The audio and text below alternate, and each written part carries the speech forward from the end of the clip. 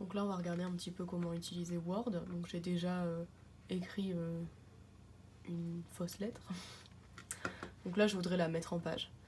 Ici je vais laisser le nom de l'expéditeur, son adresse. Moi je voudrais que ça apparaisse sur la droite.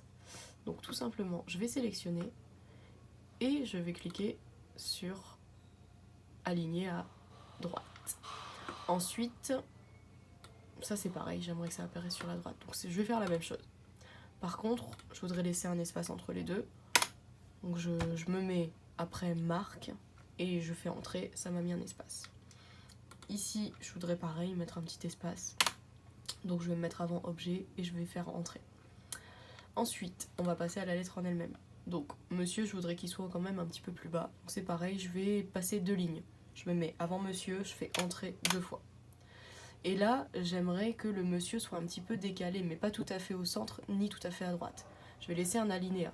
Donc pour ça, je vais appuyer sur tabulation, ici. Et vous allez voir, ça me laisse quelques espaces. Donc je peux en laisser un ou deux. Là, je vais en mettre un seul. Ensuite, je voudrais passer des lignes pour le texte. Donc je me mets après monsieur, je passe une ligne. Et là, c'est toute ma lettre.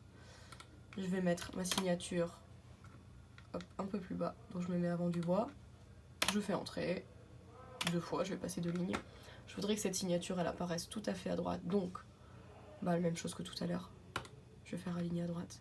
Et là, mon texte, je vais le justifier pour avoir une mise en page parfaite. Donc justifier son texte, ça veut simplement dire appuyer ici. Et là, vous voyez, mon texte, il s'est mis de la bonne manière. Donc c'est très important pour les lettres officielles que vous faites, de toujours justifier votre texte. Voilà, maintenant j'ai une lettre. Une lettre pourrie, mais une lettre quand même. Si je veux qu'il y ait un petit peu plus d'espace entre mes interlignes, je vais aller ici.